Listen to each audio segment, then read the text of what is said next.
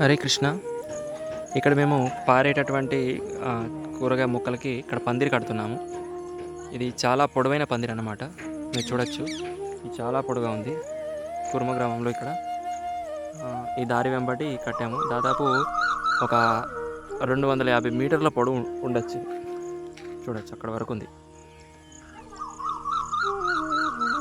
అయితే దీంట్లో విశేషం ఏమిటంటే ఇక్కడ చాలా రకాలైనటువంటి పారే తీగలు వేసాము. దీంట్లో చిక్కుడు, సోరకాయ, బీరకాయ, అలాగే మధ్య మధ్యలో బెండకాయలు వేసాము. వెనకాల మీరు గట్టిపైన చూస్తే అక్కడ కొబ్బరి చెట్లు, దాని పక్కనే మళ్ళీ అరటి చెట్టు అది కూడా వేసాము. ఇది ఇప్పుడు జూన్ 3వ వారం కాబట్టి ఇప్పుడు ఆల్రెడీ వేసేసాము. ఈ మొక్కలు నాటాము. దీనికి ఇప్పుడు మొలకలు కూడా వచ్చేసాయి, అవి చాలా పెరుగుతున్నాయి. ఇది వాటిపైన మేము ఎండుగడ్డి వేసాము. ఆ ఎండుగడ్డి వేయడం వల్ల ఇది కలుపు అనేది రాకుండా ఉంటుంది. అదేవిధంగా ఈ మొక్కలకు వచ్చే కాయ ఎక్కువగా పండడానికి ఇక్కడ సహజంగా మేము పెరుగు, మజ్జిగ ఉంటుంది కదా, ఆ మజ్జిగని వేస్తామన్నమాట. దాంతోపాటు గోమూత్రం కూడా చల్లుతాము. గోమూత్రం కూడా పోస్తే దీనికి మంచి పంట వస్తుంది. అంతేగాని ఎటువంటి రసాయనాలు, కెమికల్స్, పెస్టిసైడ్స్ అవే మేము ఉపయోగించాము. ఇక్కడ చాలా స్వచ్ఛమైన పంట ఇది.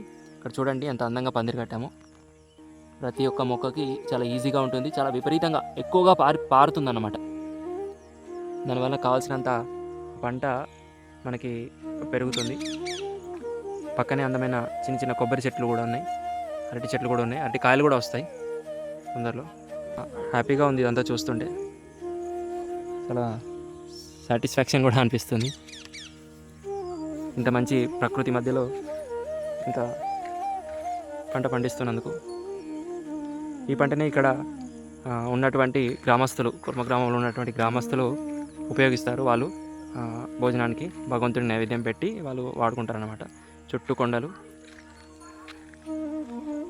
ఇంకా మీరు ఆ గడ్డి వెనకాల ఉన్నటువంటి ఆ గడ్డి, ఆ పొలంలో ఎండుగడ్డి ఉంది కదా, అదేంటంటే అక్కడ మేము పసుపు నాటామన్నమాట. ఆ పసుపు లోపల ఉన్నాయి పసుపు కొమ్ములు. అయితే ఆ పసుపు కొమ్ములకు ఎటువంటి కలుపు రాకుండా ఉండడం కోసం అని చెప్పేసి వాటికి కూడా ఎండుగడ్డి పెట్టడం జరిగిందనమాట.